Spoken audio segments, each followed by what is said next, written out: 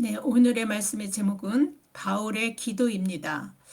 에베소서 1장에서 그 1장의 3절에서 14절까지 지난주 우리 말씀 설교를 했던 바울이 하나님을 찬미하는 그 말씀을 가지고 우리가 은혜를 받았습니다. 하나님을 찬미하며 그 결과적으로 예배소 그 성도들에게 하나님이 주시는 복된 삶인 그 2절의 은혜와 평강이 이 그 바울이 그 자신의 기도 속에서 그 은혜와 평강을 받고 누리고 받고 누릴 수 있도록 바울이 축복하는 내용이 바로 오늘의 말씀이라고 볼 수 있습니다. 에베소 1장 2절에는 이렇게 말합니다. 하나님 우리 아버지와 주 예수 그리스도로부터 은혜와 평강이 너희에게 있을지어다. 이 은혜와 평강이 너희에게 있을지어다라고 축도를 하면서 이 축복하는 기도가 이제 지금 그 내용이 15절에서 23절까지의 그 바울의 중보 기도라고 볼 수 있습니다. 그 에베소 교인들이 은혜와 평강을 누릴 수 있도록 그렇게 하나님이 어떻게 하나님 앞에 바울이 기도를 이제 중보 기도를 하고 있는 것입니다. 중보 기도는 하나님의 능력이 우리 삶에서 발휘되도록 합니다. 개인적으로 하나님께 자신에 대해 자신의 처지와 바람을 아뢰며 궁극적으로는 구원의 삶을 잘 살아내도록 하는 기도들을 하나님의 자녀들인 우리들은 늘 합니다. 그래 개인적으로 하나님만 의지하고 하나님께 기도하는 것도 하나님께서 즐거워하시는 일이고 하나님이 우리를 통해서 바라시는 일이긴 틀림없어서 하나님께서 그 기도에 그 응답과 거절과 기다림으로 우리 신앙을 자라나도록 그렇게 그런 그 과정 속에서 사용하시는 것이 사실입니다. 그래서 하나님이 우리의 뭐 기도에 늘 예스 하시거나 노 하거나 웨이트 하는 게 아니라 이걸 적절하게 사용하셔서 하나님과의 올바른 관계를 유지하도록 그렇게 우리와 그렇게 이 기도를 하나님은 이용하시고 계십니다. 그래서 기도는 성도들이 마땅히 해야 하는 일입니다. 하나님의 관계 속에 있게 하는 일이기 때문에 그렇습니다. 기도는 이 세상을 나의 자력으로 살아갈 수 없다는 것을 인정하는 것입니다. 그리고 기도는 내 생명의 주인이 하나님임을 알고 전폭적으로 하나님을 의지하며 하나님을 인정하는 하나님 자녀로 살아가게 하는 원동력이 됩니다.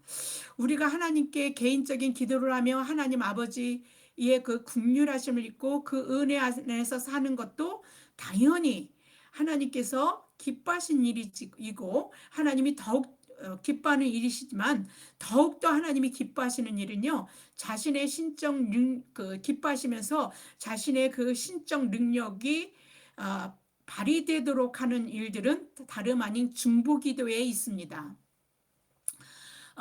그래서 바울은 이 지금 오늘 하는 기도가 오늘 내용이 중보기도인데 이 중보기도는요 사실 그 17, 그 17절에서부터 사실 중보기도는 19절까지 그래서 너희로 알게 하시기를 구하노라 이렇게 얘기합니다. 그런데 그 알게 하시기를 구하는 어떤 그 내용들이 들어가 있고 그 내용들 하나님의 비밀인 이 놀라운 일들이 어떤 일인지를 20절에서부터 쭉 해서 23절까지 설명하고 있습니다. 그런데 이거는 비밀이기 때문에 하나님이 드러내지 않으면 깨달을 수가 없어요. 이 얘기를 해도 안 믿어집니다.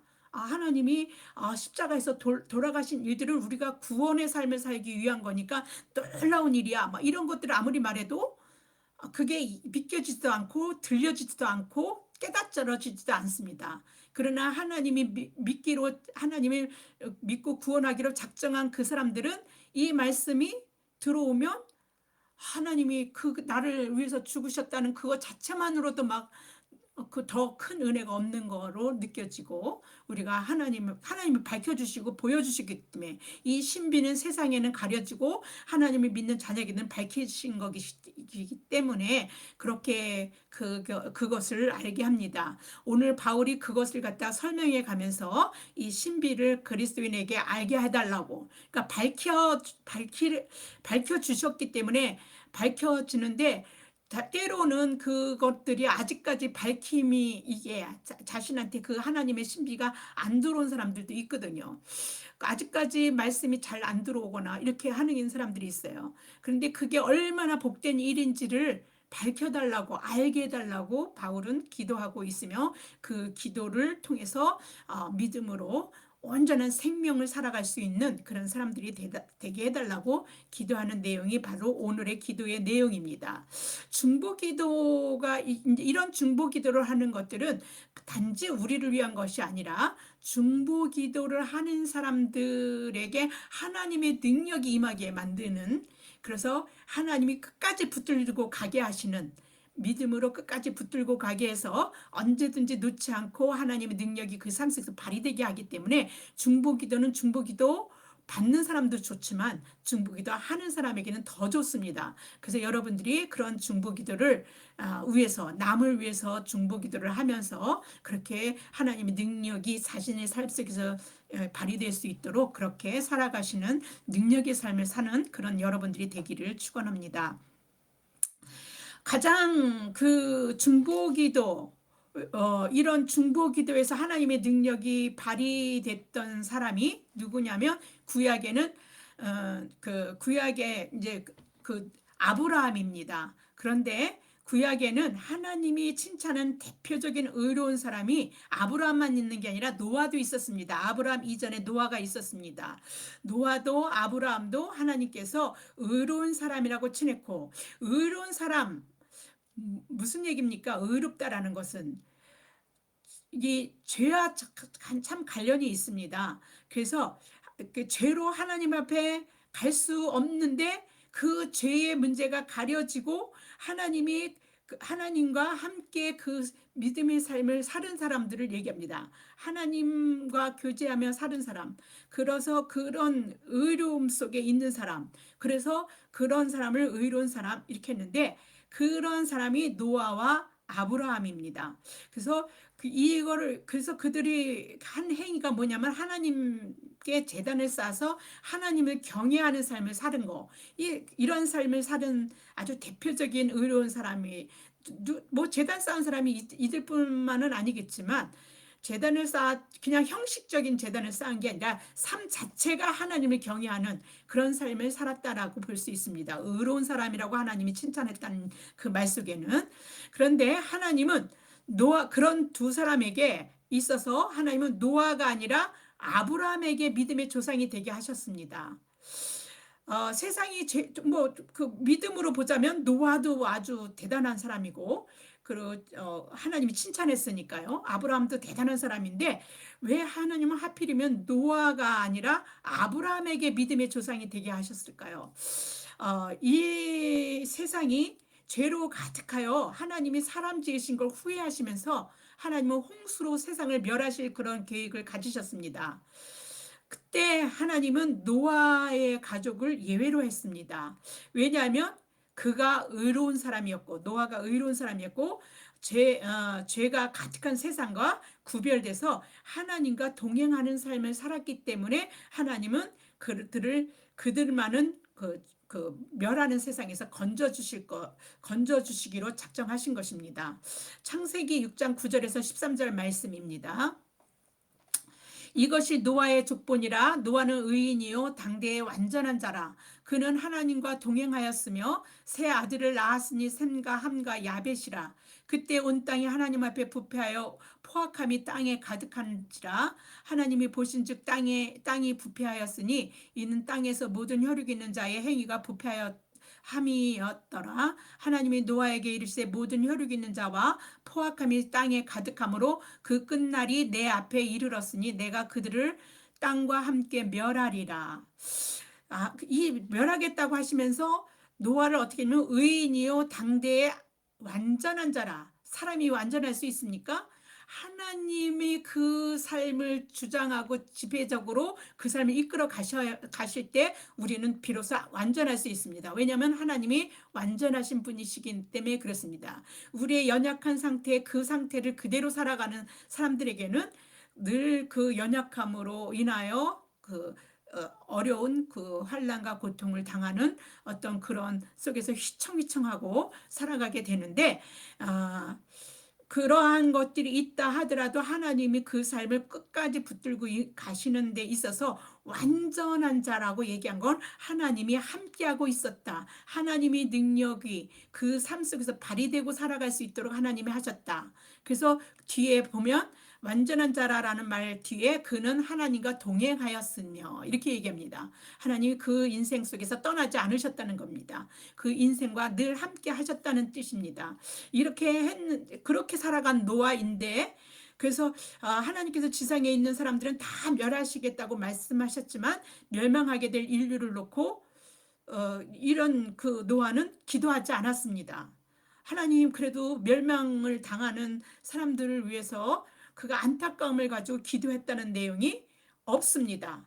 단지 하나님께 노아와 그 가족들을 홍수에서 구하시기 위해 만들라고 하는 방주만 묵묵히 만들었을 뿐입니다. 방주만 묵묵히 만드는 것도 대단한 믿음입니다. 왜냐하면 그때는 다들 세상이 멸망할 거라는 생각을 가지지 않고 결혼하고 장가가고 시집가고 뭐 이렇게 하면서 늘 살면서 흥청망청 살았던 때이기 때문에 그 말이 믿겨지지 않는 때였습니다. 다른 사람들은 다 믿지 않지만 노아는 그럼 믿지 않는 그 말을, 그는 의로운 사람이지 않습니까? 하나님이 함께하지 않습니까? 하나님이 말씀하셨으면 만드는 겁니다. 그것도 어디다가요? 산 꼭대기에다가 방주를 만듭니다. 산 꼭대기에다가 사람들이 비웃겠죠. 아이 무슨 배를 만들려면 바닷가 근처에다 만들어서 띄워야 되는데 무슨 산 꼭대기다 만들어 막 이렇게 말도 안 되는 일입니다. 그런데 그 말도 안 되는 그 일들을 노아는 합니다. 하나님이 명령하셨기 때문에 준행합니다. 그래서 의로운 사람이죠. 근데 준행하였지만 노아에게 없는 게 있습니다. 멸망당하는 사람들에 대한 어떠한 연민이나 어떠한 그들을 대표해서 그들 입장에 서서 하나님 앞에 간구하거나 기도하거나 살려달라고 하지 않았다는 것입니다. 저들의 죄를 용서해달라고 간구하지 않았다는 것입니다. 노아가 하나님이 자기에게 명하신 대로 다 준행하였더라. 이런 말이 홍수로 세상을 멸하기 전에 6장 22절과 7장 5절에 두 번 나옵니다. 반복해서. 그가 한 번도 아니고 두 번이나 다 준행하였더라. 하나님 말씀을 어기지 않고 살았다는 겁니다. 근데 지 인생만 그렇게 사는 거예요. 남들을 위해서 이게 세상을 걱정하면서 하나님이 만든 아름다운 세상에 멸하게 되는 것에 대해서 하나님이 그렇게 하실 때 그 마음이 어떠하셨습니까? 이제 후회하셨다는 건 그냥 아예 잘못했구나. 내가 아유 차라리 안 만들게 놓았어. 이렇게 한 게 아닙니다. 하나님이 후회하셨다는 그 말씀 속에는요. 세상을 향한 그 사랑이 절절히 묻어나는 겁니다. 그런데 그러한 하나님의 마음이나 또 세상 사람들이 망하게 될 그런 사람들의 마음, 이런 것들은 전혀 헤아리지 못하고 자신 삶만 중심으로 해서 나만 하나님께 온전히 잘 믿고 살면 되지라고 자기 중심적인 생각을 하지 않았을까. 그래서 자기 가정과 자기만을 위한 그런 삶을 살았던 것 같습니다. 그러나 아브라함은 다릅니다. 의로운 사람으로 하나님을 향한 태도가 노아와 같지 않았습니다. 타인을 향한 태도도 노아와 같지 않았습니다. 아브라함은요, 본토 친척 아비집을 떠나 하나님이 지시할 땅으로 가라고 했을 때, 그 떠날 때 어디로 가야 할지도 모르는 상태이지 않습니까? 그런데도 하나님의 말씀에 순종을 했습니다. 그 어디로 갈지도 모르고 앞이 캄캄한 그 상황에서 자신은 순종했다고 하지만, 그래서 그런 말씀에 순종한 건 노아와 다를 바가 없었습니다. 그런데요, 노아나 아브라함이나 말도 안 되는 실현 가능성이 별로 없는 명령에 묻지도 따지도 않고 순종하는 것은 똑같았습니다. 그런데 아브라함에게는요, 노아와 다른 점이 있었습니다. 그가 그의 본토 친척, 그가 의지할 모든 것들을 다 버리고 떠날 때 동생 하란이 죽고 그 동생의 아들 혼자 남게 된 조카 롯을 함께 데리고 떠나니 그냥 남겨둘 수가 없었습니다. 너는 네가 알아서 살아 뭐 이렇게 하면서 떠나는 게 아니라 그를 데리고 떠납니다. 아무 대책 없이 자신의 삶의 근거지, 자신의 안전이 보장되었을 수도 있을 그 울타리를 떠나서 본토 친척 아비집인 그 울타리를 떠나는 행위는 자신의 안전을 보장할 수 없는 것뿐만 아니라 그 남을 돌볼 수 있는 그런 생각하거나 돌볼 수 있는 여지가 거의 없는 상태가 될 수 있음에도 불구하고 끝까지 롯을 돌봐야 되겠다라는 생각을 했던 것입니다. 자신만 생각한 게 아니라 롯도 생각했던 것입니다.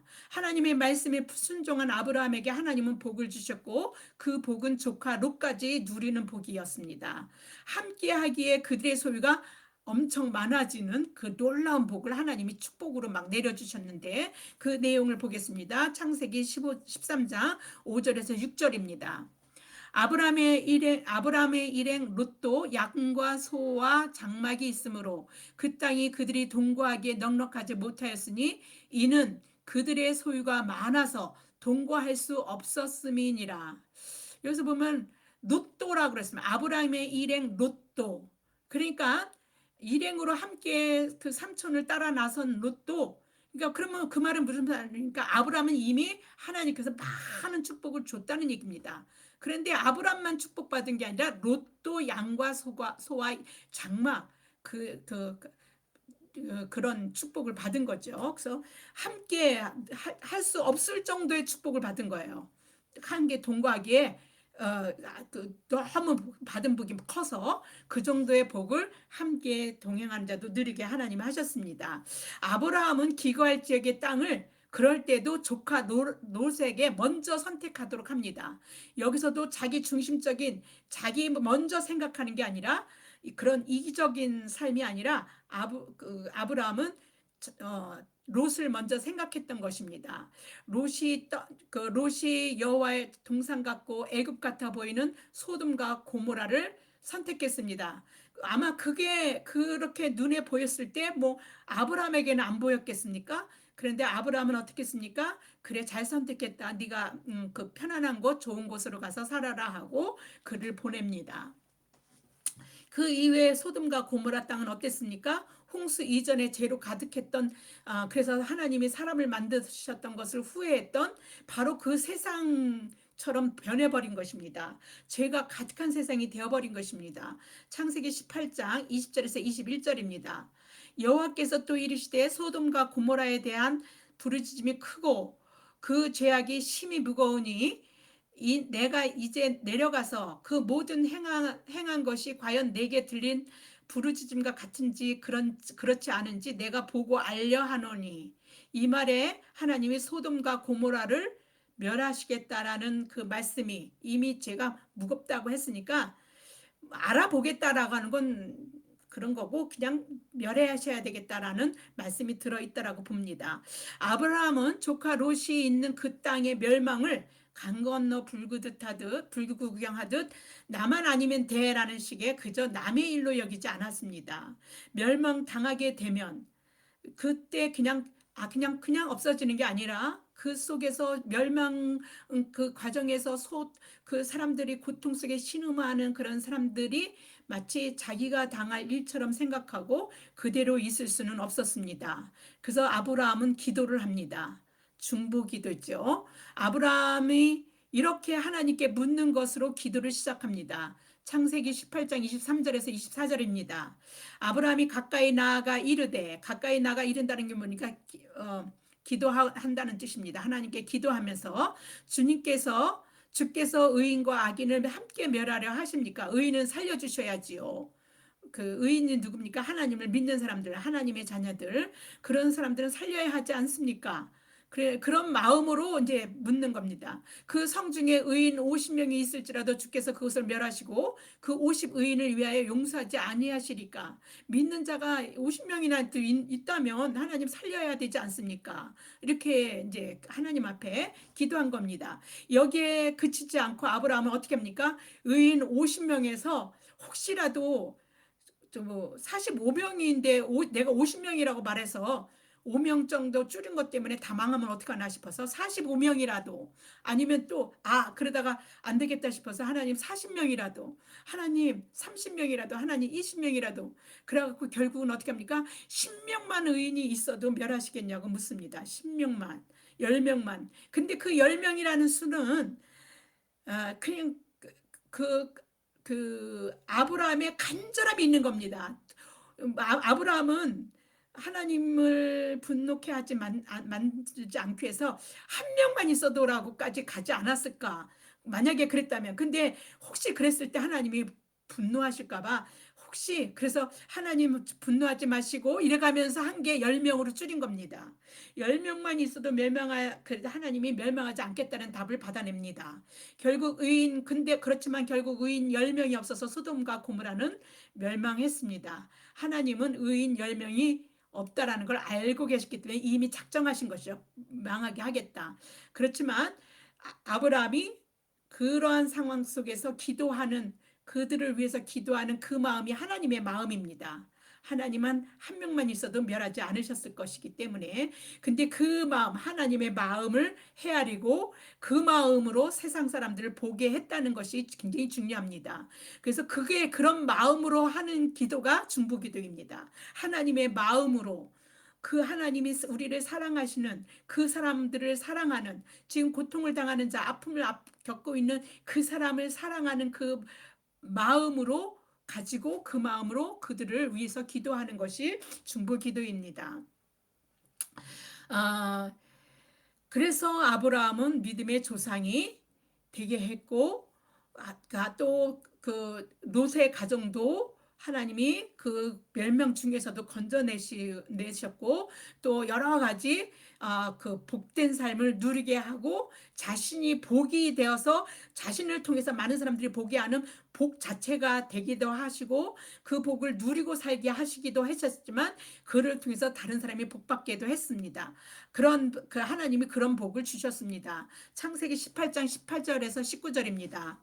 하나님은 강대한 나라가 되고 아브라함은 강대한 나라가 되고 천하 만민은 그로 말미암아 복을 받게 될 것이 아니냐. 내가 그로 그 자식과 건속에게 명하여 여호와의 도를 지켜 의와 공도를 행하게 하려고 그를 택하였나니 이는 나 여호와가 아브라함에게 대하여 말한 일을 이루려 함이니라. 믿음의 조상인 아브라함에게 하신 하나님의 말씀은 믿음의 후손인 우리에게 또 지금까지도 유효합니다. 왜냐하면 그래서 우리를 복의 통로가 되게 해달라고 우리 그렇게 기도하는 것은 아브라함이 그렇게 약속하셨고 그런 믿음을 우리가 믿고 살고 있기 때문에 우리가 그렇게 기도할 수 있는 것이고, 하나님의 그 복을 아브라함에게만 약속한 게 아니라 믿음의 후손 모두에게 약속해 주셨습니다. 우리는 삶을 살다 보면 하나님이 나를 통해서 다른 사람들까지 복을 받게 하시는 일들을 가끔씩 알게 하십니다. 저희는 그런 것들은 뭐냐면 빈집 가게에 가보면요. 다른 사람이 아무도 없어서 그런 데는 뭐가 안 좋으니까 사람들도 안 가죠. 근데 저희가 갑니다. 저희가 한번 시험 삼아 가보면은 우리 어느 사람과 사람들이 푸석푸석해지다는 걸 느낍니다. 하나님이 우리를 복이 있는 사람이 되게 하셨구나라는 걸 바로 그때 느껴보기도 합니다. 이 아브라함이 18장 19절의 내용을 갖다가 이게 이제 지금 개역 개정판으로 읽게 되면 정확하게 안 들어오는데 세번역 창세기 18장 19절을 보면 똑같은 말씀이죠. 거기를 보면 너무 딱 그냥 현대말로 그냥 알아들을 수 있습니다. 한번 보겠습니다. 창세기 세번역 성경 18장 19절. 내가 아브라함을 선택한 것은, 아브라함을 선택하셨다는 거죠. 선택한 것은 그가 자식들과 자손들을 잘 가르쳐서 나에게 순종하게 하고 옳고 바른 길을 하도록 가르치라는 뜻에서 한 것이다. 그의 자손이 아브라함에게 배운 대로 하면 나는 아브라함에게 약속한 대로 다 이루어 주겠다. 복의 근원이 그냥 복의 근원이 아니에요. 다른 사람들 복 받게 하려면요, 이 복이 뭔지 가르쳐야 됩니다. 하나님을 믿고 받는 복에 대한 걸 알게 해줘야 되는 겁니다. 그래서 어떻게 합니까? 아브라함은 그 일을 한 거예요. 그냥 그냥 믿기만 하면 복이 되는 게 아니라 그것을 가르쳐서 후손들의 자손들에게 가르쳐서 순종하게 하는 것이 무엇인지 그는 그 구약을 우리가 읽다 보면 아브라함을 통해서 배우게 됩니다. 아, 믿음이란 이런 거구나. 아, 중보기도란 이런 거구나. 하나님의 마음을 그 마음에 담아서 다른 사람들을 위해서 기도하는 게 이런 거구나. 이런 걸 배우는 거죠. 그래서 그렇게 가르쳐서 약속한 대로 우리도 믿음으로 우리 삶이 그렇게 가르치는 삶을 산다면, 아브라함에서 배운 대로 하면 나는 아브라함에게 약속한 대로 다 이루어 주겠다. 그 자손들이 복 받고 살게, 복의 근원이 있어서 그 복을 누리고 살게, 아브라함만 그렇게 한 게 아니라 우리도 그렇게 살게 하겠다. 이 말씀이 이 말씀으로 이렇게 읽어갈 수가 우리가 있습니다. 아브라함은 자신만 하나님의 복을 받고 누리는 것이 아니라 그를 통해서 다른 사람들이 복을 받고 누리는 복의 통로가 되었습니다. 아브라함이 약속한 그 말씀인 아브라함의 복을 누리고 복의 통로가 되었다라는 아브라함에게 하신 그 약속은요, 믿음의 자녀인 하나님이 우리에게 하는 것입니다. 그래서 우리 믿음의 자녀인 우리는요, 그 이기적인 자기 중심적인 삶, 그거는 어디서 보는 것입니까? 세상에서 보는 것이거든요. 근데 세상에서 보는 누구나 그렇게 세상 사람들이 살아가는 방식이 아니라 다른 방식, 구별된 방식, 그걸 거룩하다라고 얘기했는데, 거룩한 그 방식이 뭡니까? 하나님의 눈으로 세상을 보고 세상을 바라다보고 세상을 죽어가는 세상들을 안쓰러워하고 죄로 인해서 커덕대고 있는 것들을 안쓰러워해서 그들을 위해서 껴안고 기도하는 거, 이런 것들이 우리를 복의 통로가 되게 하는 것이고 이 세상을 살아가는 하나님의 뜻이라는 것을 우리는 이 아브라함을 통해서 알게 합니다. 그런데 저는 오늘 여러분이 설교 본문인 바울의 중보 기도를 통해서 하나님이 기뻐 받으시고 당신의 능력을 그 기도로 말미암아 행사하도록 하나님이 일하게 하시는 기도, 그것에 대해서 여러분들이 또한 그것을 통해서 또한 아브라함을 통해서도 우리가 알 수 있지만 그것을 통해서 여러분들이 알게 되기를 바랍니다. 바울의 기도는 여러분이 하게 되는 중보 기도의 어떤 모범이 되기도 합니다. 존 스토트 목사는 다음과 같이 말합니다. 바울이 에베소 1장에서 하고 있으며 우리에게도 그렇게 하라고 권면하고 있는 것은, 그러니까 바울의 기도겠죠. 그리스도 안에서 모든 신령한 복이 우리의 것이라는 사실에 대해 하나님을 계속 찬양하고 또한 우리가 하나님이 주신 것을 충만하게 알 수 있도록 계속 기도하라는 것이다. 그래서 찬양과 기도, 축복과 간구를 결합할 때 우리는 영적 평형 상태를 잃지 않게 될 것이다. 영적 평형 상태를 잃지 않는 게 뭘까요? 그 하나님의 평안과 은혜를 계속 누리고 살아가는 것을 말하는 것입니다. 바울은 그렇게 에베소 교인이 되게 하기 위해서 기도한 것이죠. 그 바울이 기도한 것은 어떤 다른 신이 아니라 하나님입니다. 우주 만물 이 만물을 창조하시고 또 존재케 하시고 지금 우리가 존재하는 이유가 되시는 분, 바로 그 하나님께 기도한 것입니다. 바울은 우리 주 예수 그리스도의 하나님께 에베소 성도들을 위해서 기도합니다. 3절에서 14절, 바울은 그리스도 안에서 통일되게 하시려고 예수 그리스도를 믿는 하나님의 은혜로 죄사함을 받은 모든 성도들에게 하나님의 그 크신 비밀을 모두 알게 하심을 찬양하면서 시작합니다. 에베소 1장 7절에서 10절에 그 하나님을 찬양하는 말씀이 있습니다. 우리는 하나님 앞에 기도할 때에 그냥 내가 기도할 뿐만 가지고 기도하는 게 아니라 그 하나님의 놀라우신 그 은혜가 어떠함을 하나님께 찬양하시면서 그 하나님께 의존하면서 우리가 하나님께 기도를 드려야 합니다. 그래서 우리 기도 속에는 하나님을 찬양하는 기도가 들어 있어야 한다는 것이죠. 어, 에베소 1장 7절 10절을 보겠습니다. 우리는 그리스도 안에서 그의 은혜의 풍성함을 따라 그의 피로 말미암아 속량 곧 제사함을 받았느니라. 이는 그가 모든 지혜와 총명을 우리 안에 넘치게 하사 그의 뜻의 비밀을 우리에게 알리신 것이요 그의 기뻐하심을 따라 그리스도 안에서 때가 찬 경륜을 위하여 예정한 것이니 하늘에 있는 것이나 땅에 있는 것이 다 그리스도 안에서 통일되게 하려 하심이라. 하나님은 그리스도의 피로 제사함을 받게 하시고 만물을 그리스도 안에서 통일되게 하셨습니다. 그것에 참여하게 만드는 것이 그리스도의 자녀들인데 이것을 당신의 크신 경륜 안에서 예정하신 것입니다. 그래서 우리가 구원받는 것도 이미 하나님께서 예정하셔서 그 구원을 그 구원의 삶의 그 놀라운 그 은혜를 다 함께 누릴 수 있도록 그렇게 하셨습니다. 물론 그리스도 안에서 만물이 통일되는 것은 구원의 완성에서 이루어질 수 있는 것이지만 그렇다고 해서 구원의 완성 때까지 우리가 그냥 이 땅에서 그냥 구원은 없는 거가 아니라 이 땅에서도 구원을 누리면서 우리는 그 완성되는 구원을 소망하고 살아갈 수 있게 하는 것입니다. 이것을요, 이게 비밀이에요. 믿는 사람들, 이 비밀이라서 누구에게나 세상 사람들이 다 아는 것이 아닙니다. 세상들은 아무리 그런 사실을 믿게 말하려고 해도 이들이 믿지 않아요. 그 믿음이 없습니다. 또 알지도 못합니다. 죄사함을 받은 성도에게 그 성도들도 다 아는 게 아닙니다. 성도에게 모든 지혜와 총명을 주셔서 그들로 그 뜻의 비밀을 알리신 것이기 때문에 하나님이 이런 지혜와 총명을 주시지 않으면 알지를 또 못합니다. 그래서 비밀이에요. 세상 사람들은 그리스도 안에서 하나님이 때가 찬 경륜을 위하여 예정하신 이 비밀을 전혀 알 길이 없습니다. 죄사함을 받은 성도에게만 허락된 비밀입니다. 그래서 이 비밀을 알고 세상을 사는 그 성도들은요, 복이 있습니다. 이 구원의 삶을 뭔가 어떠함을 알기 때문에 누릴 수 있고 그 복을 또 소망하면서 완성될 것을 소망하면서 살기 때문에 그 복을 그리스도를 믿음으로 제사함을 받았기에 허락된 것입니다.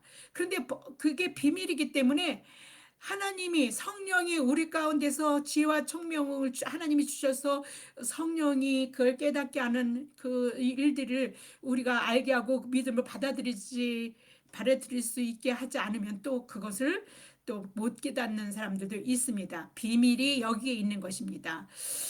근데 그거 왜 제사함을 받은 거, 허락을 받은 게 제사함을 받았다는 것이 복일까요? 복 중에서 가장 큰 복이 그 제사함 받는 구원입니다. 죄로 죽을 수밖에 없었던 인생에게 영원히 살 수 있는 생명의 길이 열렸다는 겁니다. 생명을 주신다는 것입니다. 이제 죽지 않고 살 수 있게 하신다는 겁니다. 우리는 사도신경을 믿음으로 고백할 때 우리라고 말하는 게 아니라 나는이로 합니다. 물론 나가 속한 게 우리긴 하지만 내 개인적으로 하나하나 그 구절구절 하나하나가 하나님 앞에 고백해야 합니다. 고백한다는 것은 그걸 믿습니다. 믿습니다. 이렇게 고백하지 않습니까? 그런데 그런 믿는다라고 고백하는 게 안 되는 사람이 있어요. 아무리 믿으려고 해도 안 믿어지는 사람도 있고, 그리고 아직까지는 그 믿습니다라고 사도신경에서 고백한 내용 중에서 어떤 것은 나는 믿음이 좀 그게 믿어지는 게 좀 덜 되는 사람도 있을 겁니다. 비밀이라서, 하나님의 비밀에서 하나님이 열어주셔야, 알게 하셔야, 보게 하셔야 믿어질 수 있기 때문에 그렇습니다. 그래서 사도신경을 믿음으로 고백한다는 건요, 어마어마한 일입니다. 내 복을 입으로 전하는 것이나 마찬가지라고 할 수 있습니다. 우리는요, 이게 죄로 죽을 수밖에 없는 인생이 생명을 얻는다는 것들이요, 얼마나 큰 복인지는요, 그것을 뺏겨봐야 압니다. 암으로 우리가 금방 죽어야 할 운명에 있는 사람이 절감하는 건 뭘까요? 산다는 게 얼마나 큰 놀라운 일인지, 살고 싶고 살았으면 좋겠다라고 하는 일들에 매달리게 될 수밖에 없지 않습니까? 왜냐입니까? 왜 매달립니까? 좋으니까.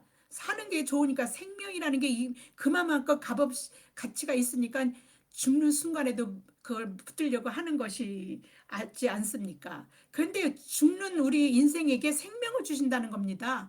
영원히 살게 한다는 겁니다. 우리가 그냥 이 세상에 살다가 끝나는 걸로, 그냥 죽는 걸로 끝으로 하지 않고 영원히 살 수 있는 그것을 줬다는데, 그것보다 더 큰 복이 어디 있겠습니까? 그것은 은혜이고 복인 것입니다.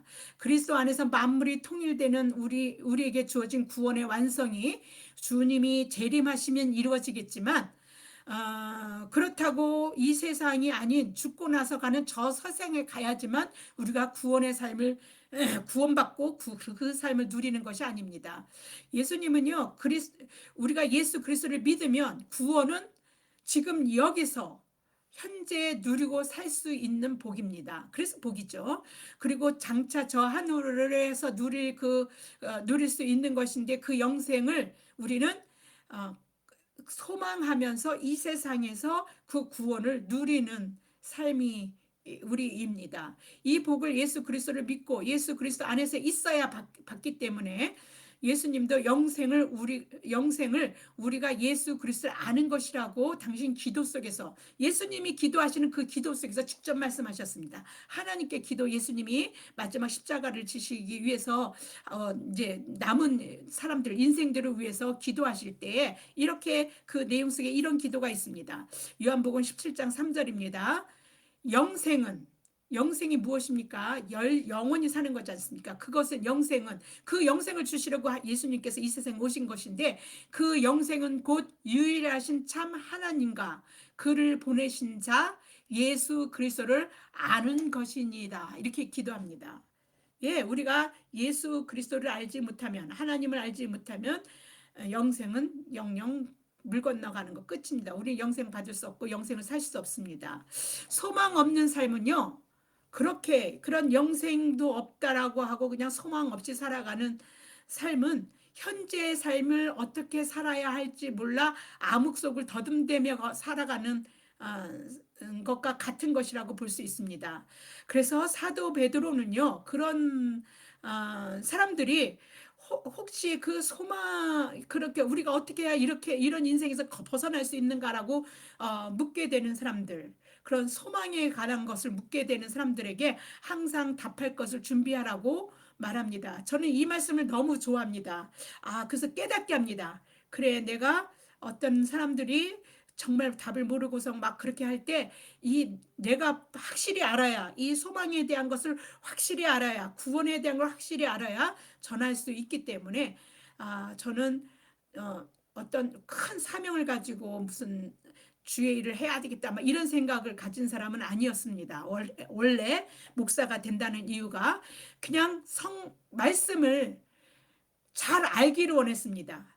성경에 나와 있는 말씀을 누가 전해주는 말로 아는 게 아니라 내가 잘 알아서 알게 하는 것이 일단 기본적으로 있었기 때문에, 그래서 그랬습니다. 제가 지금 그래서 목사가 됐긴 했지만, 그런데 이렇게 말씀을 잘 알고 말씀을 잘 준비하고 소망에 관한 것들에 대해서 확실히 알게 되니까, 그러니까 저는 이제 이런 것들을 준비를 잘 이런 말씀이 있었기 때문에 저는 이런 말씀을 잘 준비하고 사는 사람이라고 생각하고 있습니다. 베드로전서 3장 15절에서 사도 베드로도 아마 그런 마음으로 우리에게 이런 권면을 했던 것 같습니다. 너희 마음에 그리스도를 주로 삼아 거룩하게 하고 너희 속에 있는 소망에 관한 이유를 묻는 자에게는 대답할 것을 항상 준비해야 돼. 항상.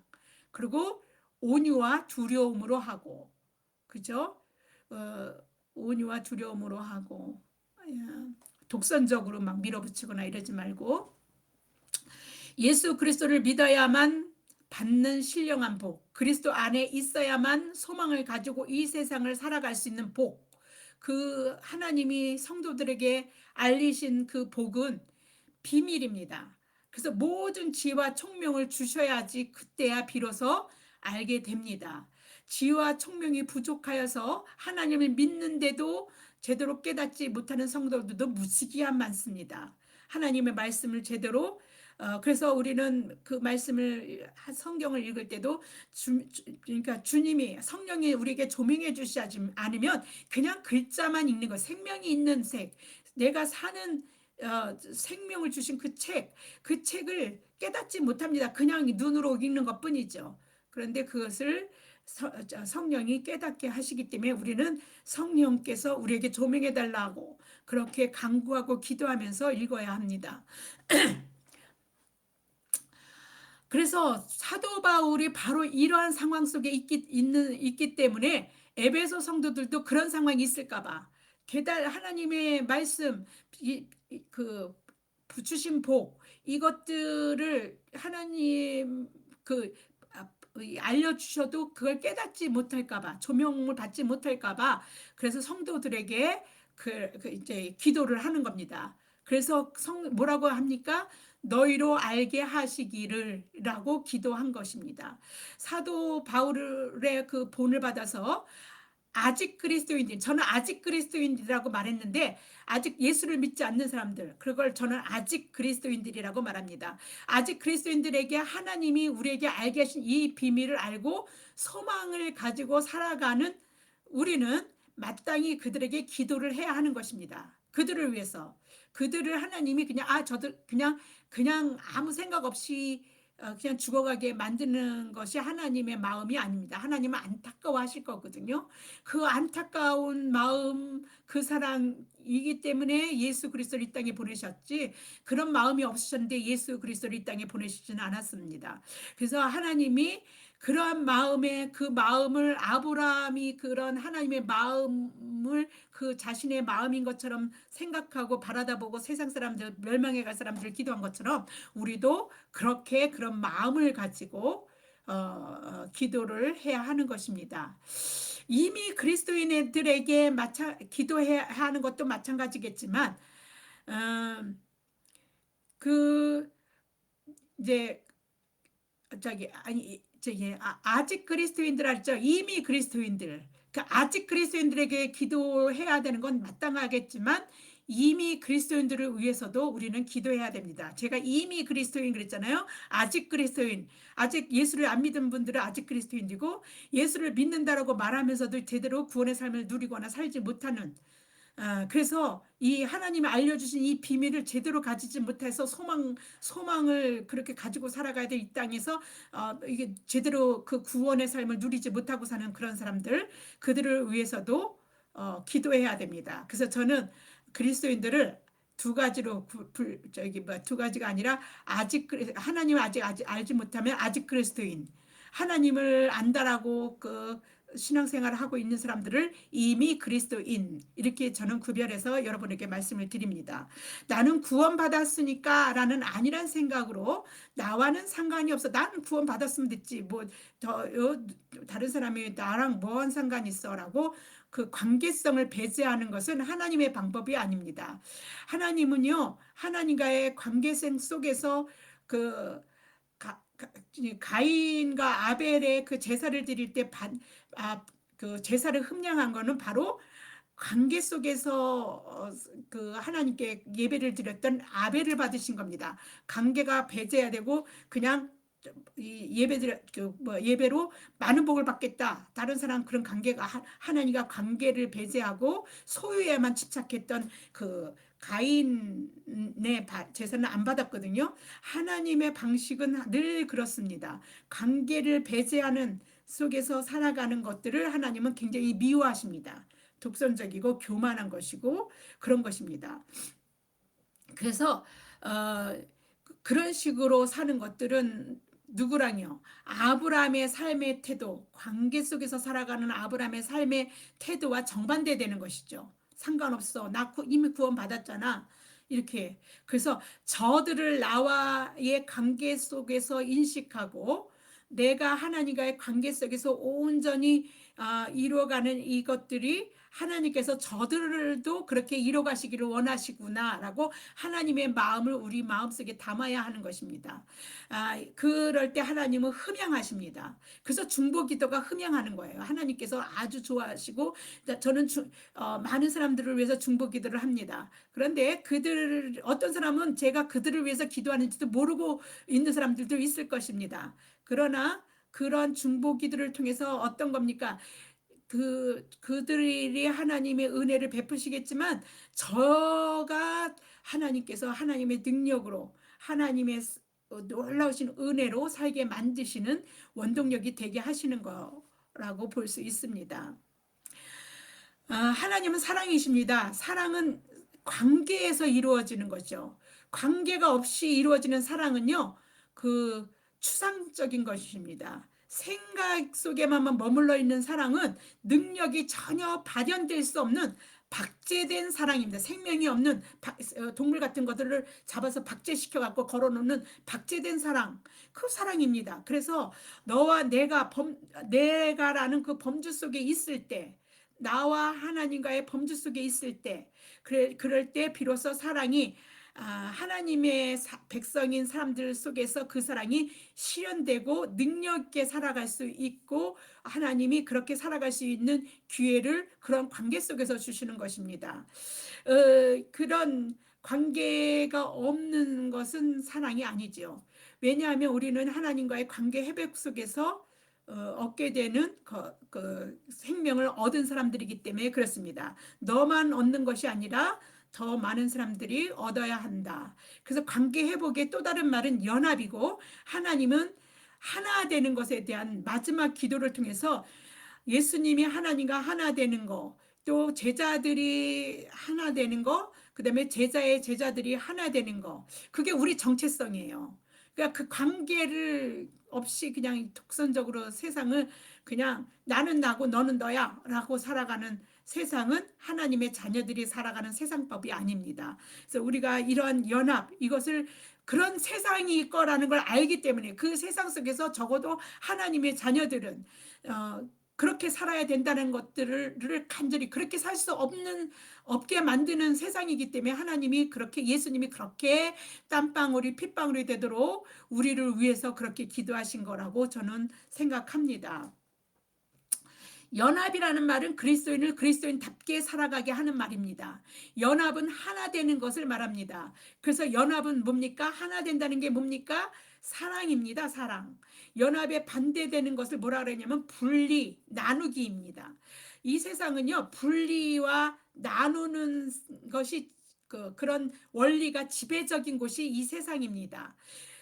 왜냐면요, 이 세상은 공중에 권세 잡은 자들이 통치하는 세상입니다. 사람들을 가지고 놀죠. 곧 사탄, 이 세상의 권세 잡은 자들 누굽니까? 사탄인 마귀들이 열일하는 거, 열심히 일하는 계략이 뭐냐면요, 분리예요. 나눔이요. 나눠지게 하는 것입니다. 어떻게든지 저들이 연합하면 안 돼. 자꾸 분리시켜서 죄로 빠지게끔 만드는 그 계략이 뭐냐면 사탄의 계략인데, 이 계략을요, 잘 간파한 사람이 있습니다. 누굽니까? C.S. 루이스입니다. 누구예요? 이게 C.S. 루이스, 여러분들이 잘 아는 반지의 제왕인가? 원본을 쓴 사람이 C.S. 루이스인데, 이 사람이 스크루테이프의 편지라는 곳에서 삼촌인 스크루테이프가 웜우드라고 하는 조카에게 편지를 쓰는 형식으로 그 사람들을, 하나님을 믿는 사람들을 어떻게 하면 하나님을 믿지 못하게 하고 구원받지 못하게 하고, 이게 죄 가운데서 저들이 그냥 자기네들 하수로 살아가게 만들 수 있는가, 이런 것들을 잘 드러내서 이렇게 쓴 것이 C.S. 루이스의 스크루테이프의 편지입니다. 읽어보시면 참, 내가 이 사탄의 그 속성이 뭔지를 알고, 야, 내가 이거 속으면 안 되겠구나라고 경각심을 좀 가질 수 있는 그런 책이라고 볼 수 있습니다. 여러분의 경각심을 줄 수 있는 책이니까 한번 읽어보시면 좋을 것 같습니다.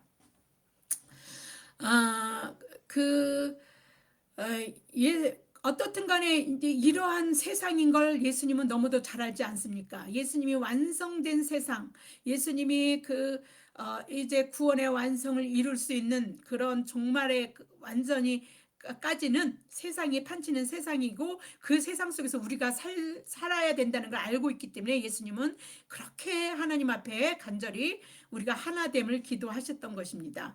요한복음 17장 21절에서 23절입니다. 예수님의 기도를 한번 다시 우리가 생각해 보겠습니다. 아버지여, 하나님에게 기도하십니다. 아버지께서 내 안에, 내가 아버지 안에 있는 것 같이 그들도 다 하나가 되어 우리 안에 있게 하사 세상으로 아버지께서 나를 보내신 것을 믿게 하옵소서. 내게 주신 영광을 내가 그들에게 주었사오니 이는 우리가 하나 된 것 같이 그들도 하나가 되게 하려 함이니이다. 또 내가 그들 안에 있고 아버지께서 내 안에 계시어 그들로 온전함을 이루어 하나 되게 하려 함은 아버지께서 나를 보내신 것과 또 나를 사랑하심 같이 그들도 사랑하신 것을 세상으로 알게 하려 함이로소이다. 예수님이 우리를 위해 마지막으로 기도하신 연합의 삶을 에베소 성도들이 살도록 사도 바울 기도 속에는 또 그런 기도가 있습니다.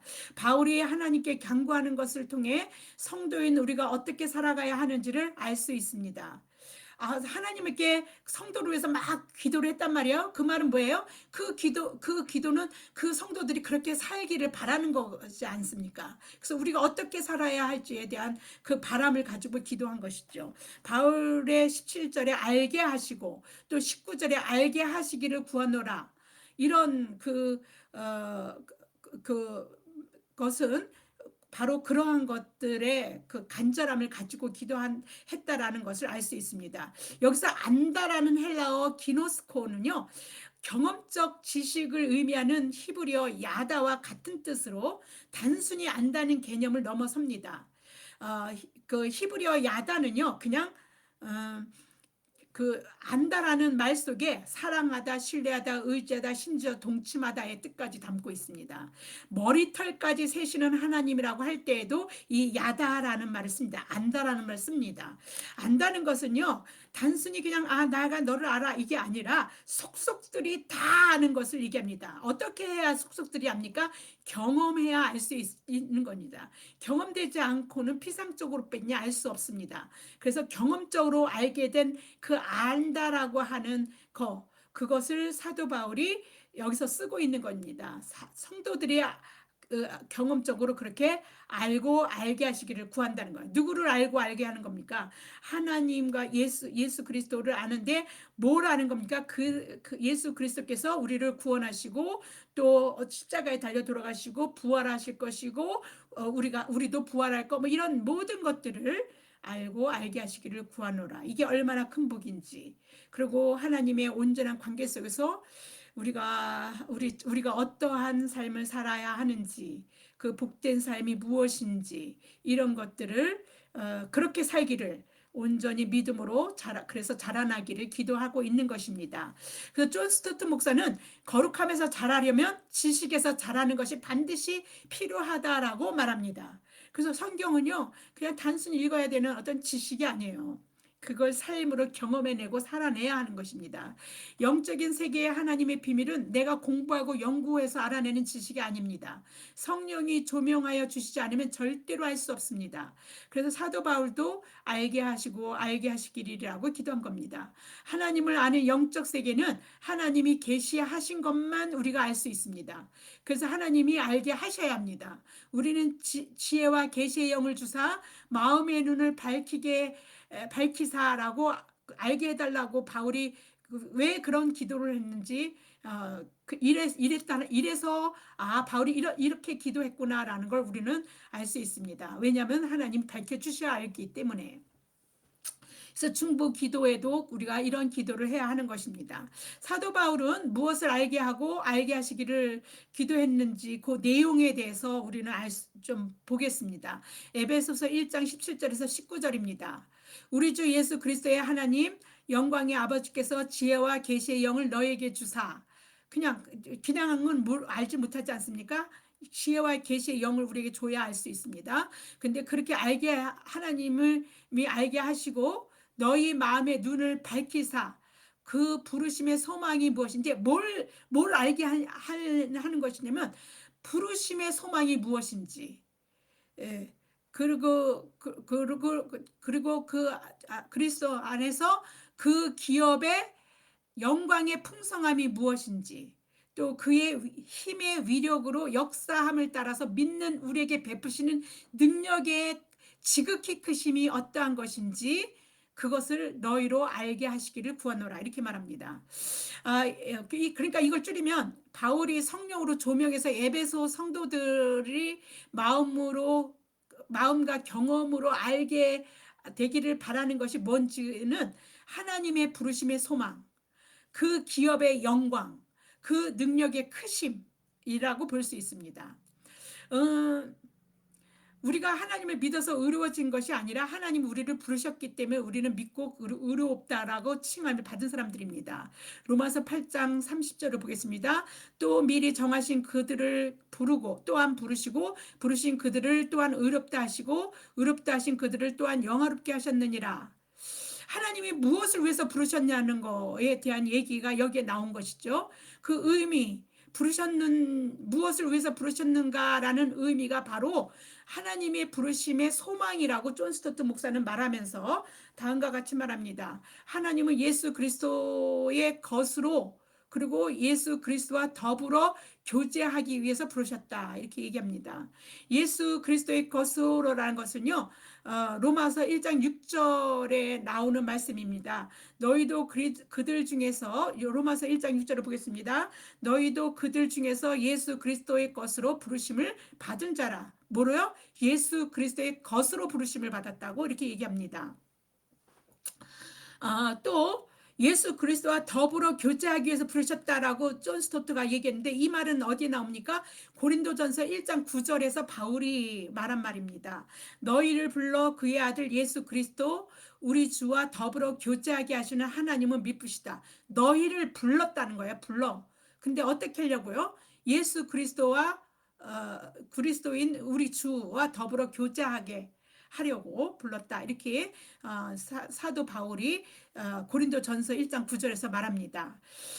그걸 가져다가 이제 또 존 스토트 목사는 그렇게 예수 그리스도의 것으로, 그리고 예수 그리스도 더불어 교제하기 위해 부르셨다라고 말하고 있습니다. 그러면서 또 존 스토트 목사가 이런 말을 합니다. 하나님은 우리를 그리스도와 거룩함으로 자유와 평강으로 고난과 영광으로 부르셨다. 좀 더 간단히 말하면 그것은 완전히 새로운 삶, 우리가 그리스도를 알고 사랑하고 순종하고 섬기며 그리스도와 함께, 그리고 서로 교제를 나누고 현재 당하는 고난을 넘어 언젠가 나타나게 될 영광을 바라보는 그런 삶으로 부르심이다. 이것이 그의 부르심의 소망이다.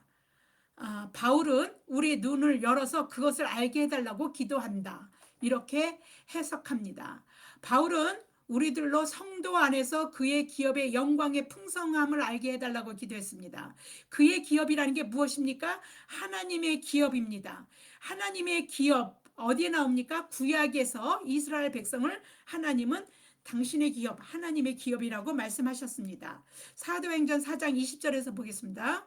여호와께서 너희를 택하시고 너희를 새 풀무불 곧 애굽에서 인도하여 내사 자기 기업의 백성으로 삼으신 것은, 하나님의 기업의 백성으로 삼았다고 모세가 얘기하고 있죠.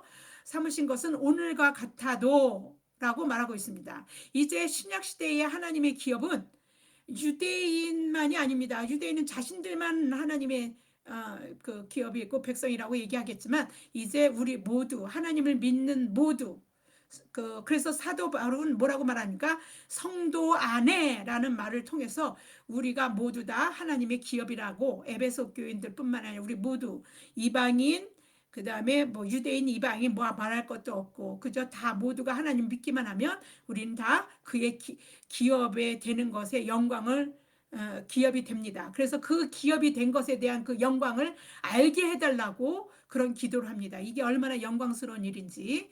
이 기도는 우리 입술에서도 나오는 기도가 되어야 합니다. 바울은 성도로 하여금 하나님의 능력의 크심을 알게 해달라고 기도합니다. 그러면 하나님의 능력의 크심이 어떠함을 다음과 같이 그렇게 알게 해달라는 그 능력의 크심이 어떠한 것인지를 에베소서에서 이야기하고 있습니다. 1장 20절에서 22절입니다.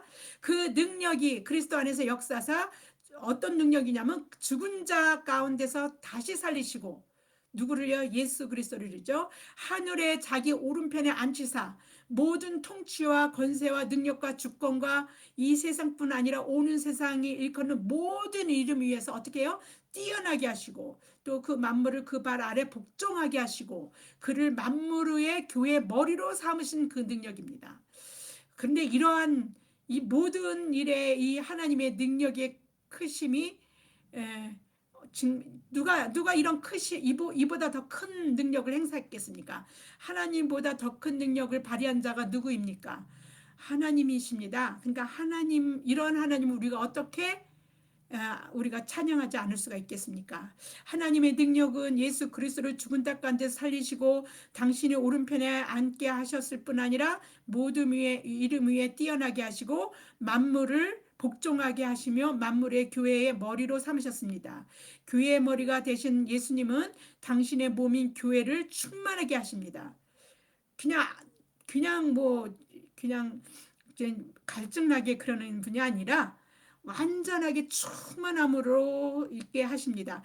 교회에 내재하시며 충만하게 하사 그리스도의 장성한 분량에 이르기까지 우리를 인도하시며 역사하심으로 교회인 우리를 풍성한 구원의 은혜를 이 땅에서 누리며 소망하며 살아가게 하십니다. 에베소서 1장 23절입니다. 교회는 그의 몸이니 만물 안에서 만물을 충만하게 하시는 이의 충만함이니라. 이 충만 누리시기 바랍니다. 기도하겠습니다. 참 좋으신 하나님 아버지 감사합니다. 우리를 부르심의 소망을 가지고 충만하게 하시는 그리스도의 충만으로 그리스도의 은혜로 말미암아 여호와는 나의 목자시니 내게 부족함이 없으리로다라고 노래하며 모든 목마른 자들아 물러나오라 돈 없는 자도 오라 너희는 와서 사 먹되 돈 없이 값없이 와서 포도주와 젖을 사라고 이 세상에 불러내어 살게 하심에 감사를 드립니다. 충만하게 하시는 주의 은혜와 사랑 안에 소망을 가지고 살도록 성령님 우리 안에 내주하여 주시고 우리를 주장하여 주시며 우리를 인도하여 주시옵소서. 이 모든 말씀 우리 주 예수 그리스도 이름 받들어 감사하며 기도드립니다. 아멘.